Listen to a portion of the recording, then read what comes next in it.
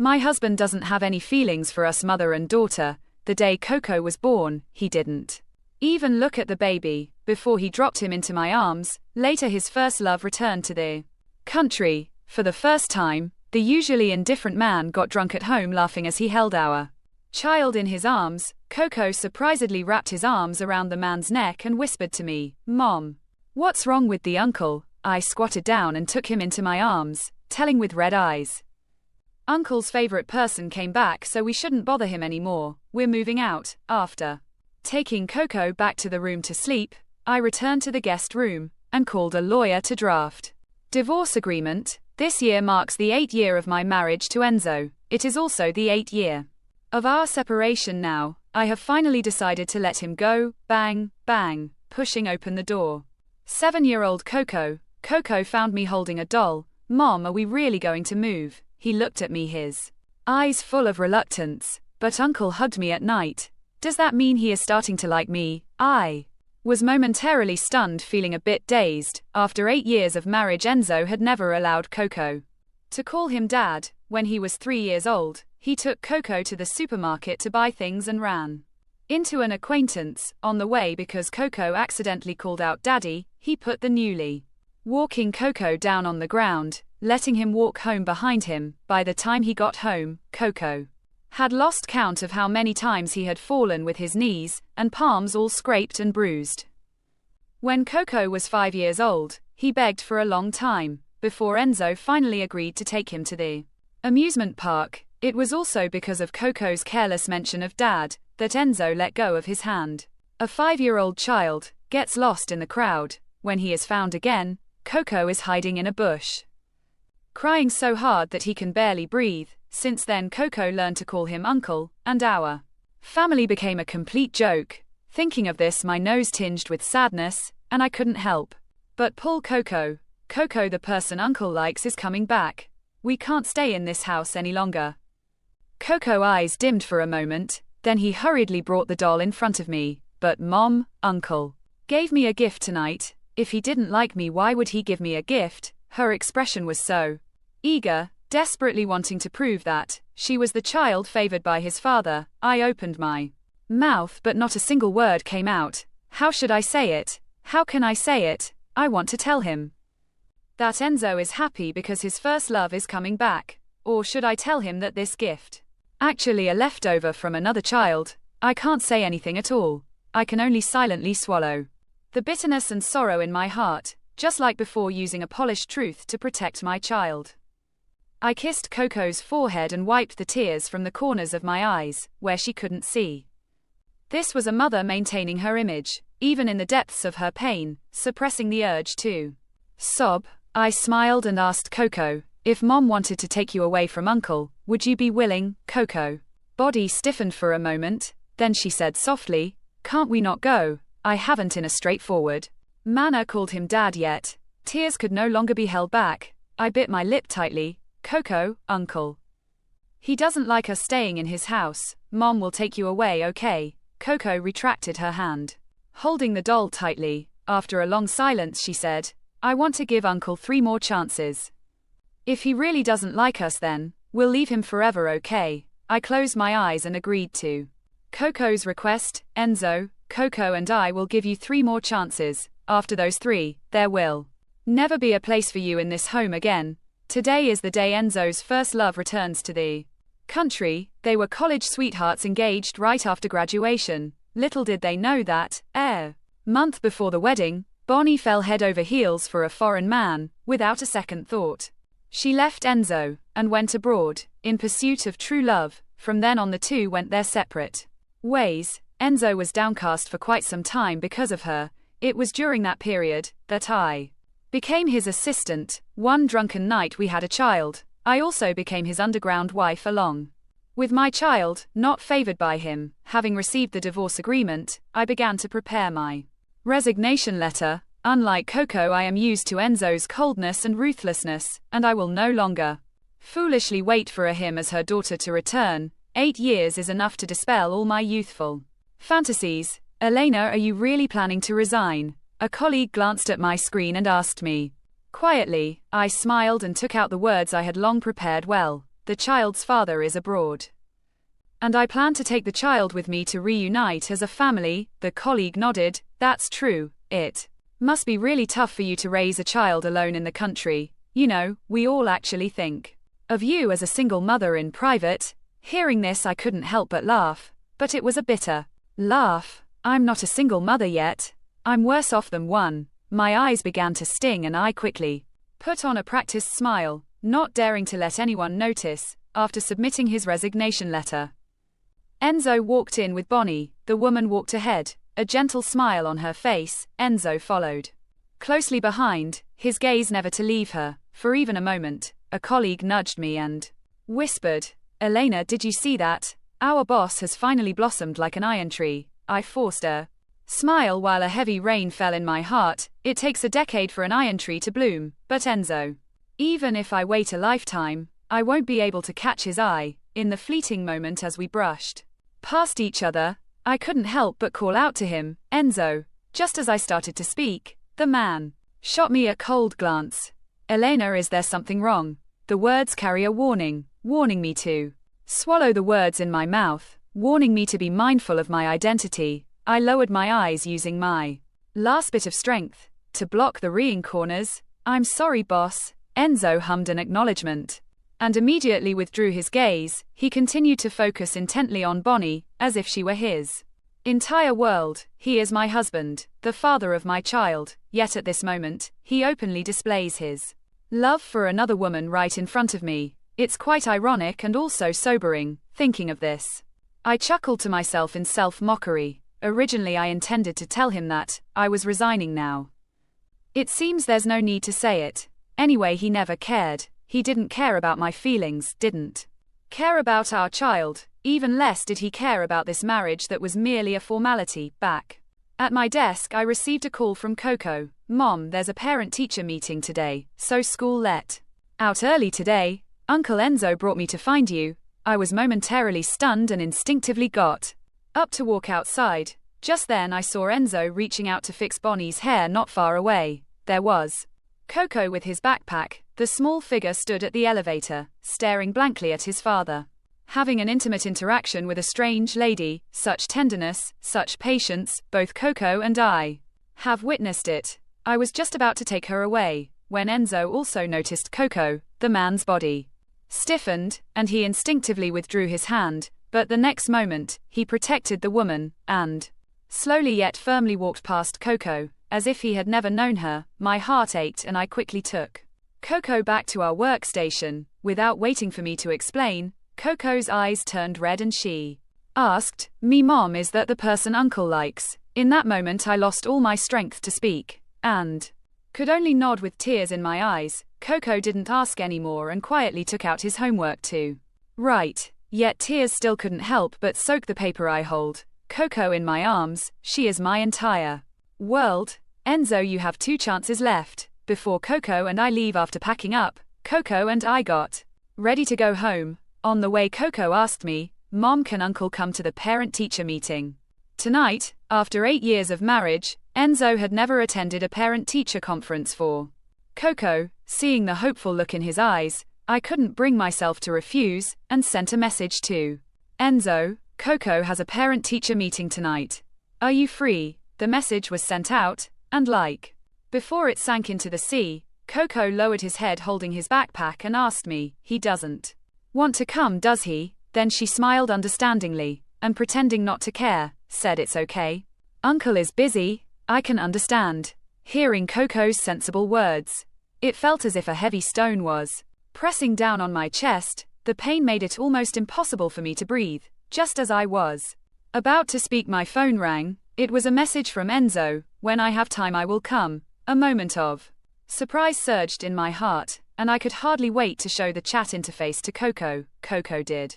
You see, Dad said he would come. Coco was taken aback for a moment, then immediately broke into a happy smile. After 8 years of marriage, this is the first time Enzo is willing to attend Coco's parent-teacher meeting. With Enzo's affirmative response, Coco was excited all the way there. Chattering away, he told me how many times the teacher praised him this semester, how many high scores he achieved, and how many certificates he received. He also said that he was elected class monitor for this semester, and the teacher promised him that she would announce it at tonight's parent meeting. When it comes to this, Coco asked me, Mom, Dad will like me more if he knows I'm doing so well in school, right? I was taken aback for a moment, and then my heart ached even more, as I silently prayed that Enzo wouldn't stand us up before leaving. I hoped that Coco would get his wish, even if it was just our self-deception. The clock on the wall chimed again and again, and the time for the parent-teacher meeting was drawing closer, but Enzo still had not shown up. Bonnie's circle of friends has updated. In the photo, a man sits next to a strange little girl, teaching her how to build with castle hand in hand. Caption read, "Good dad." I turned my head and looked towards the living room. 7-year-old Coco was quietly sitting on the sofa, playing with his toys. It's the same castle, the same age, the same need for companionship, yet she has never had a dad like Enzo by his side. Feeling my gaze, Coco seemed to understand something, and cautiously asked me, Mom, is Dad busy again? I stared blankly into Coco's eyes, not daring to tell him his dad wasn't busy. He was playing with other kids. I couldn't say anything, just like so many times before. With a heart full of pain, I hugged Coco tightly and told him, it's okay, you still have your mom. Mom will always be with you. Coco understood and didn't ask any further, but his eyes couldn't help but turn red. On the way to school, we tacitly agreed not to mention Enzo again. It was as if he had never made any promises, and this home had always been just the two of us. Enzo, you have one chance left. I parked the car and took Coco's hand as we walked into the school. But the moment I stepped into the classroom, I froze in place. Enzo, Dad. Enzo sat by the window, instinctively turning to look at us. Upon hearing the words, his pupils constricting, "What are you doing here?" The unexpected words made me pause, and a sense of foreboding rose in my heart. Coco has been in elementary school for half a year, but Enzo doesn't even know the name of his class. Coco didn't hear clearly and joyfully ran over to the man. Dad, you? Enzo frowned. What did you call me?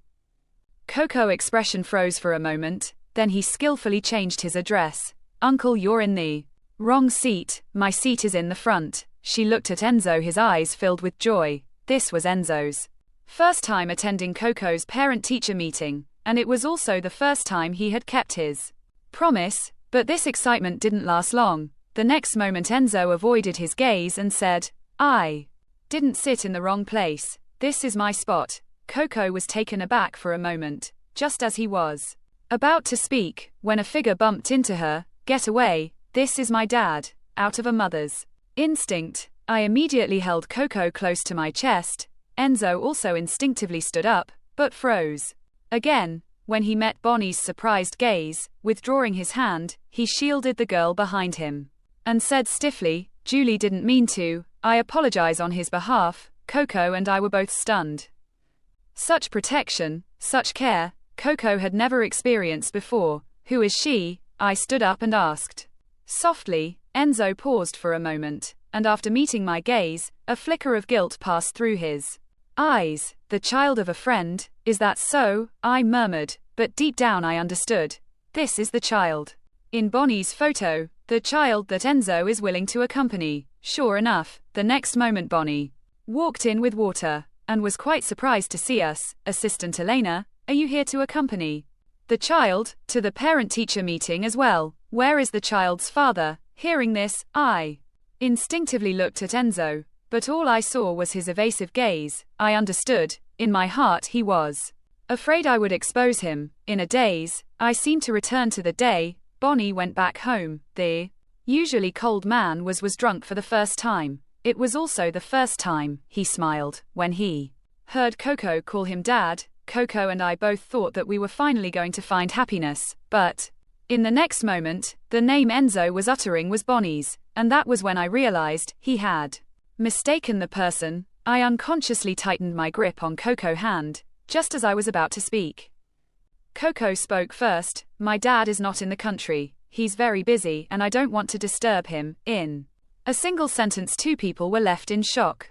I lowered my head in disbelief, only to see Coco's slightly reddened eyes. He looked at Enzo, trying hard to put on a knowing smile. "Uncle, my mom and I are leaving first." At that moment all the sadness was lodged in my chest. Just as I turned, Enzo suddenly grabbed my arm. "What did Coco just say?" Enzo looked at Coco in shock, as if trying to confirm, is it because the child who could never be driven away before, has now actively learned to avoid suspicion? I tucked at the corner of my mouth, feeling particularly ironic. "I didn't say anything, boss, the parent-teacher meeting is about to start." I pulled his hand away and took Coco to sit in the front. Until the moment I sat down, I could still feel the scorching gaze coming from behind, but no matter how intense it was, it couldn't warm my heart. The parent-teacher meeting began as scheduled. I held Coco close, for the first time wishing them the warm conversation of the family of three. Behind me Coco was also specifically mentioned by the teacher, as expected, announcing that she had become the class monitor for this semester, and asked her to come up and speak. Coco refused. She was unwilling to go on stage, and unwilling to speak. I know he doesn't want to see Enzo sitting together with that child. She didn't want to admit that his father would rather attend a parent-teacher meeting with someone else's child than let her openly call him dad. Afterward I took Coco to the teacher's office to complete the withdrawal procedures. As we walked out of the school gate, we happened to run into Enzo, who was waiting for someone. He stood by the roadside as if he had been waiting for a long time, holding a stick of cotton candy in his hand. "Why did it take so long?" "Let's go home together," Enzo said, handing the cotton candy to Coco. The phrase "let's go home together" used to be the state that Coco and I looked forward to the most. Now it just sounds ironic. Coco reached out his hand and took the cotton candy from Enzo's hand, and the gloomy expression that had lingered all day finally broke into a smile. Seeing Coco's expectant gaze, my heart softened, and just as I was about to agree, I heard him say, "Bonnie's child is a transfer student, and did not participate in the previous class committee competition. Otherwise, let Coco tell the homeroom teacher that he won't be class president this time. Give the opportunity to Julie." A light, airy sentence made both Coco and me feel cold inside. At the same time, indeed, all the gifts had their prices marked in secret. Just like this string of cotton candy. It too came at a cost. "Okay, Uncle Enzo," Coco with red eyes put the cotton candy into his mouth. Enzo softened slightly as he was about to take Coco's hand. When the phone rang, it was Bonnie. "Enzo, Julie is not feeling well. Can you come to see us now?" Enzo's expression changed instantly, and he turned to get into the car. At the moment the car door closed, Coco suddenly shouted loudly, "Dad!" Enzo paused at the door, poking his head out to meet Coco's slightly reddened eyes. After a long silence he said, "Be careful." This time, he didn't make Coco call him anything else, but this was the last time Coco would call him dad. That night, Coco and I packed our bags and booked our tickets to go abroad. Neither of us mentioned Enzo again, and there would no longer be a light in the living room waiting for him to return all night long. The next morning, Coco and I went out with our luggage, checked our tickets and boarded the plane. Before shutting down, I sent Enzo one last message, wishing you happiness. The next second the chat box, which had been silent for a long time, vibrated wildly. My finger lingered on the power button, not yet pressing down. Coco noticed my hesitation, glanced at the screen, and his eyes instantly turned red. He tugged up my sleeve, lowered his head and reminded me in a muffled voice, "Mom, we should go." I gently ruffled her hair, feeling a pain of sorrow at how suddenly she had grown up. In the company, Enzo watched the shutdown prompt on the screen, his brow furrowing tighter and tighter. Yesterday he rushed over, only to find that Julie was just hungry, and was clamoring for KFC. He thought of Coco, whom he had abandoned, and a twinge of guilt arose in his heart. Julie had enjoyed that meal very much. Today if I take Coco to KFC, she should be very happy, Enzo. Bonnie's voice interrupted his thoughts. Enzo looked at Bonnie, who was wearing a low-cut dress, and gently frowned. Elena has a great body proportion, yet she always wraps herself up tightly and never dresses like this. Bonnie noticed Enzo's momentary daze, and thought he was captivated by her beauty. She leaned in closer and said, "The client has arrived, and the shareholders are here too. This time I'll accompany you." The strong scent of roses wafted from her, and Enzo suddenly sneezed.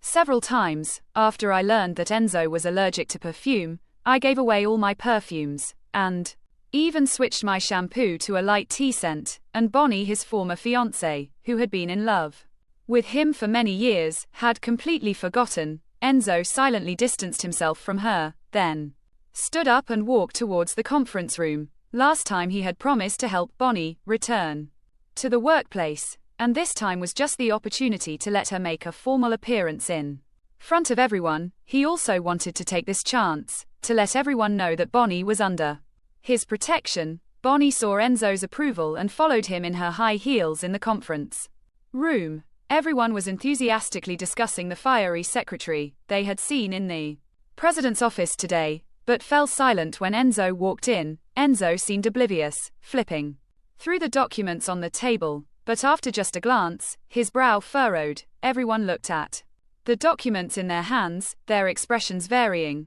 All the documents had traces of watercolor pen scribbles, with the word "fool" written in a crooked manner, clearly the handwriting of a child.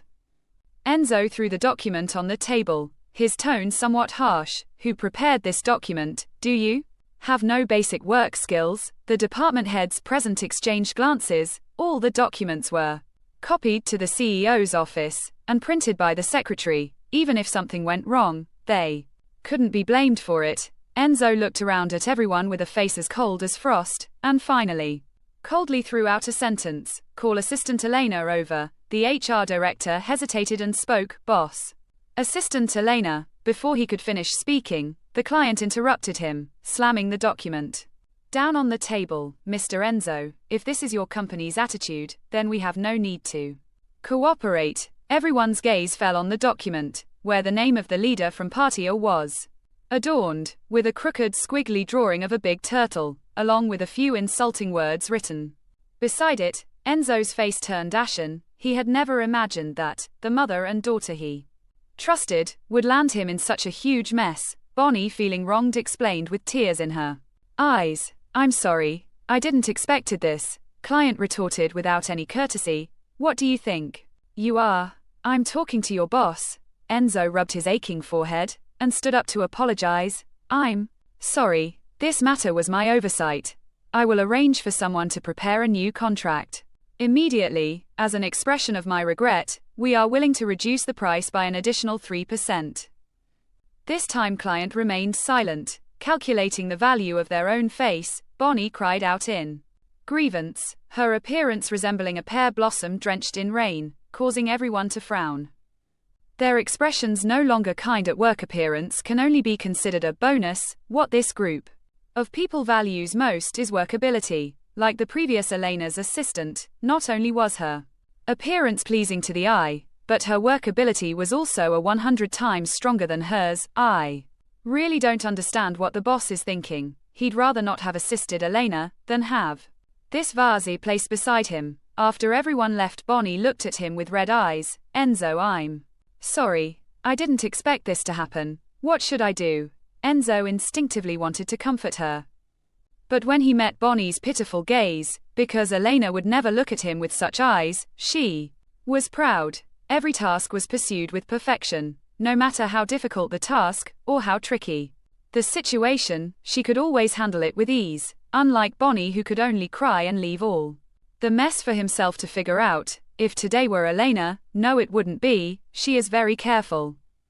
And Coco is very well behaved. She would never thinking of this. Enzo's paint gaze gradually cooled down. When he looked at Bonnie again, he had already regained his composure. "You should go out first. Don't get involved in what comes next." Bonnie hesitated, seemingly taken aback by Enzo's distant attitude. "Enzo, go out." Enzo lost his patience, his tone turning cold. Bonnie bit her lip, and in the end reluctantly walked out. Enzo slumped weakly into the chair, a multitude of images flashing through his mind. 8 years ago I stood out among a group of excellent job seekers, and was specifically chosen by Enzo to be his assistant. At that time I was just a novice, without status, background or particularly striking looks. I couldn't even understand the most basic professional terms used in the contract. At that time many people spread rumors that I was a woman who relied On my body to rise in the company, in order to stand by his side, I could only work myself to the bone. At work I endure disdain. As I seek advice from my seniors, I always carry a notebook with me, jotting down all matters, and his every preference. After work I self-study, French, German, and even Esperanto, striving to be his timely rein. Even at a business cocktail party, I can quickly report everyone's preferences. I effortlessly help him navigate tricky clients, no matter when. As long as he needs me, I will be by his side. Gradually I became someone he couldn't live without. I also became his constant companion in work and life. Everyone envies Enzo for having a top-notch secretary like Elena, and he himself is very pleased to have such a capable assistant by his side.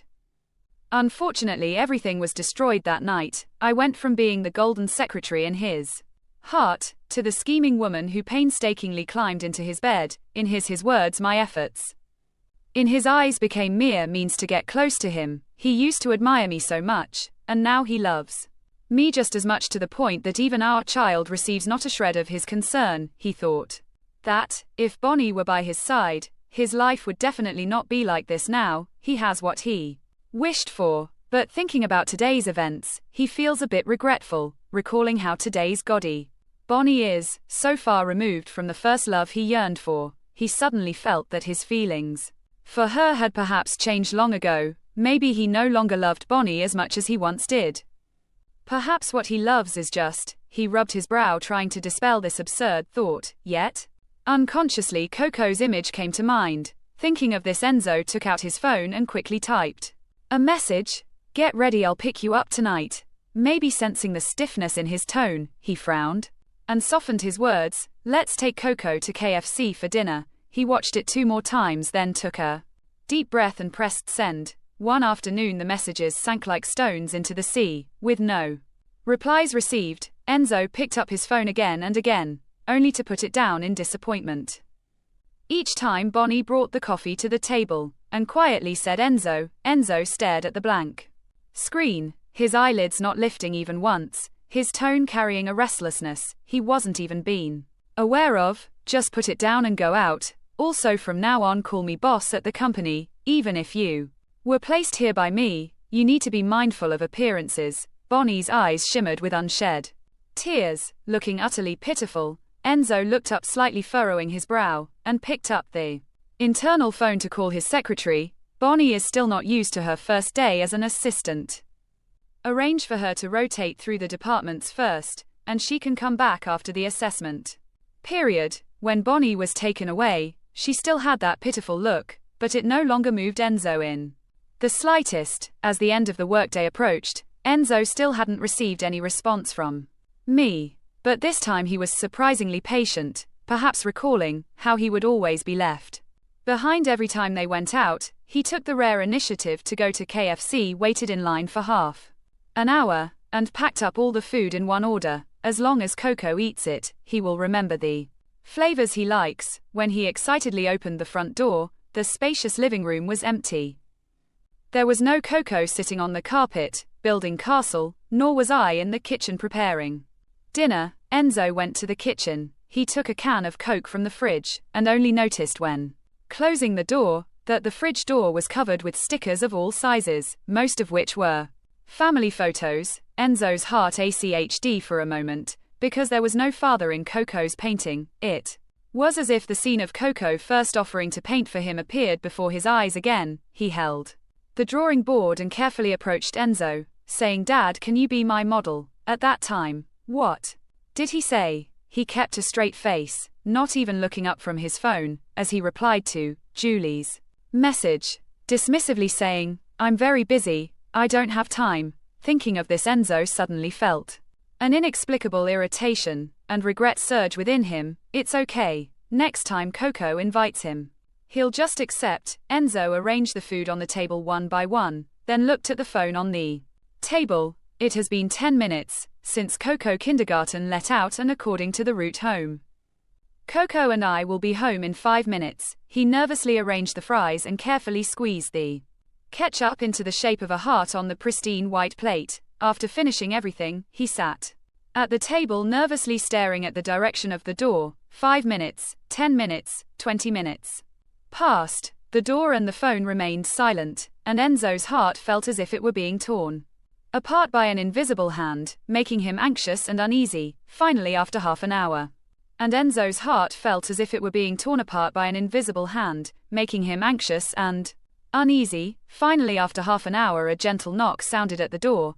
Enzo walked joyfully towards the door. "Coco, guess what Dad has prepared for you today?" The word surprise had not yet left her lips, but the smile had already frozen on her face. "What are you doing here?" At the door, Bonnie stood awkwardly holding Julie's hand, and upon hearing Enzo's unfriendly tone, she said, "Julie knows he has caused a big mess and insisted on coming to apologize to you in person. I also have some work-related matters I would like to consult Elena about. After all, she used to." Enzo looked at the mother and child, clearly having cried and not wanting to face the scrutinizing gazes of the neighbors. He could only slightly turn to the side and invite them inside. Julie spotted the KFC on the table at a glance, and was about to reach for it, when she was startled by Bonnie's piercing gaze. Lowering her head, she said with a sense of grievance, "Dad, Enzo, I was wrong. I shouldn't have scribbled on your documents." Seeing Julie's aggrieved expression, Enzo's heart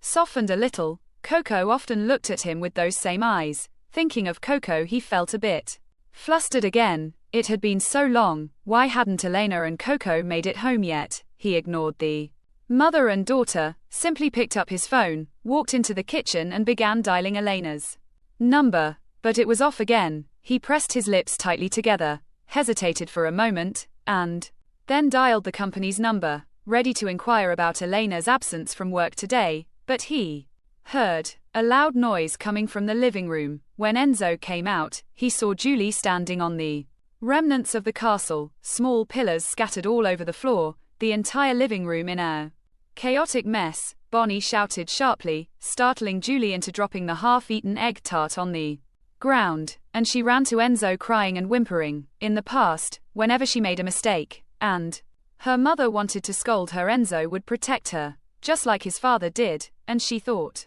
this time would be the same. Bonnie watched his actions without intervening, and a glimmer of brilliance flashed in her eyes, but this time they all calculated wrong. Enzo took out his phone, snapped a few photos and casually sent them to his lawyer. Then in a chilling tone he issued an ultimatum. "The value loss incurred today and the subsequent compensation will be discussed by my lawyer with you. Now please leave my home." Bonnie felt a mix of grievance and disbelief. Enzo is just a castle. Julie apologized to Coco. Enzo looked at the fragments in front of him, his voice very soft, yet it sent a shiver down Bonnie's spine. "This is the championship prize from the competition. The only one in the world.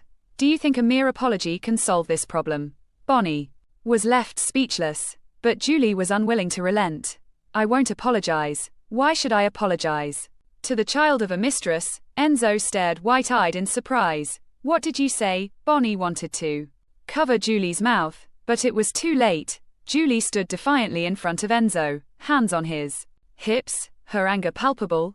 "Coco's mom is the mistress, and Coco is the child of the mistress. If it weren't for her mom shamelessly seducing you back then, you should have been my dad." Enzo's voice was cold enough to freeze. "Who told you that?" Julie flinched slightly, and secretly glanced at Bonnie, still shouting loudly. After the last parent-teacher meeting, the kindergarten kids all said this. "Only the children of the mistress are not acknowledged. His house, his dad were originally supposed to be mine." Enzo's face was so gloomy, it seemed like water could drip from it.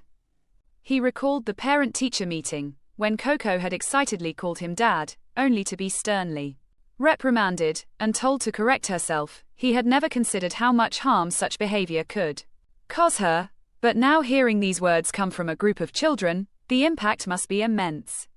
No wonder her face looked so terrible at that time. No wonder Coco's gaze turned to disappointment when he looked at him. What had he done? The frustration in his chest erupted in an instant, and Enzo, with red eyes, dragged Julie by the collar to the door, then threw him onto the ground. Bonnie rushed out in distress, helping Julie up, and tearfully accused him. "Enzo, you can take your anger out on me. But the child is innocent, Enzo, she pleaded with him countless times.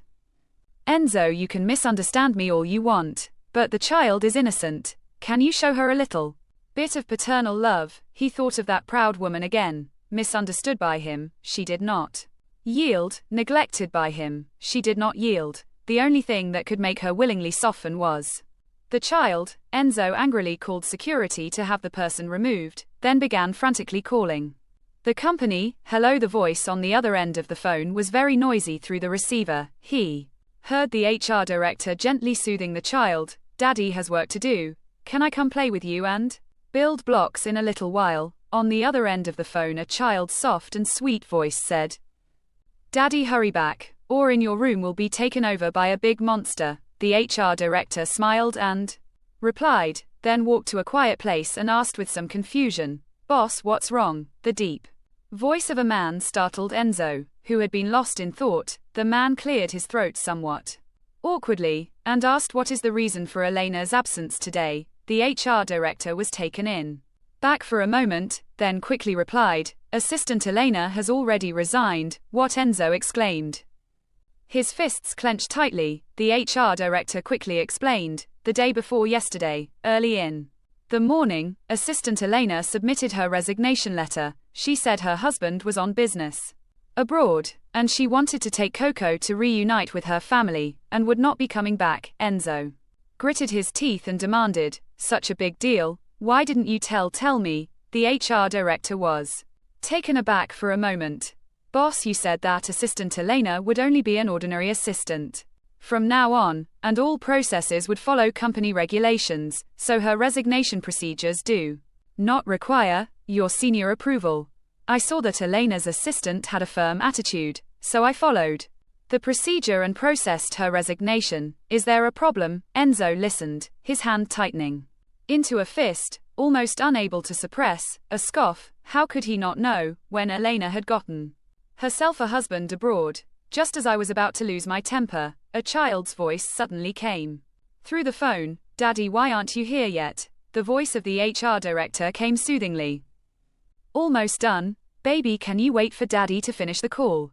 It is probably an innate ability of every adult, that when faced with a child, their voice immediately becomes gentle. Enzo listened blankly to the voice on the phone, uncontrollably thinking of Coco once again. In fact, he also had a complete family. It just seemed that he had lost it. He walked numb into the guest room, a place he had not set foot in for 8 years. Everything is just as it was before. There was the divorce agreement on the table. He flipped through the terms above clearly, articulating my demands. The usually stoic man suddenly had red-rimmed eyes. He didn't expect that the greedy woman in his heart would want only Coco, no longer this home, and no longer him. Enzo didn't go to the office.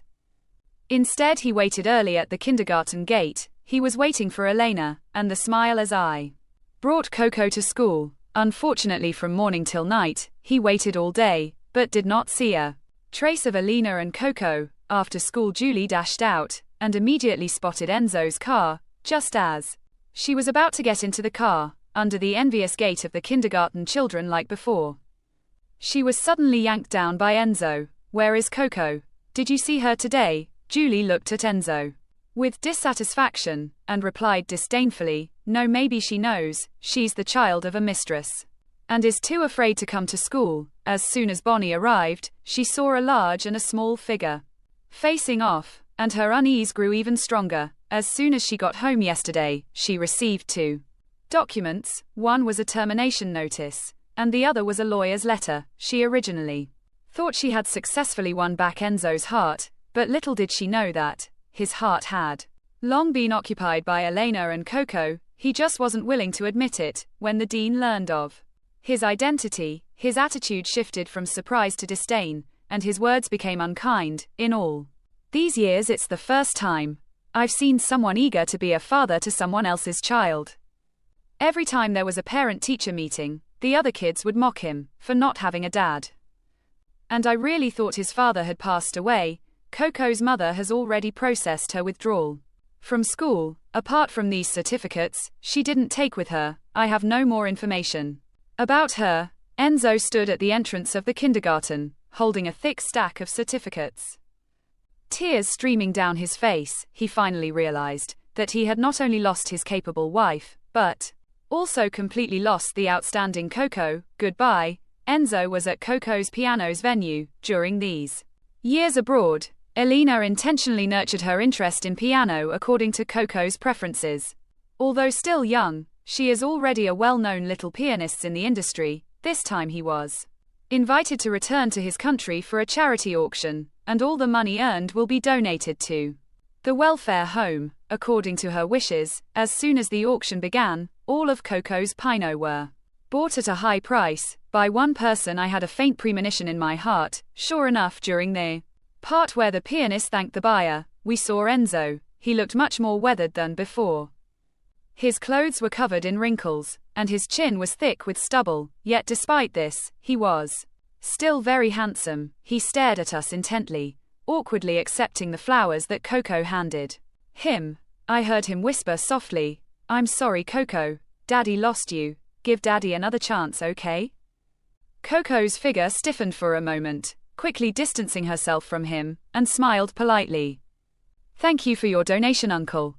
I also hope you will continue to support public welfare in the future, and help more children find their mommies and daddies." Enzo looked at Coco, in front of him, his eyes reading again. But what use is later affection? Enzo's hurt leaves scar in Coco's heart for a lifetime. Even if Coco can forgive, I will not easily forgive him. After the charity sale ended, Enzo followed us to our home abroad. When the doorbell rang, and I saw Enzo's guilty and awkward gaze, I was not surprised. He stood at the door looking at me seriously. I did not agree to the divorce. It was my fault before, and I have reflected on it many times over the past few years. I want to have my home back. Could you give me a formal chance to pursue you? I rarely remained silent, but in the end I let him into the house. I know that Coco sometimes still cries for his dad, but as she grows up, she hides his feelings. He is afraid of making me sad, and never brings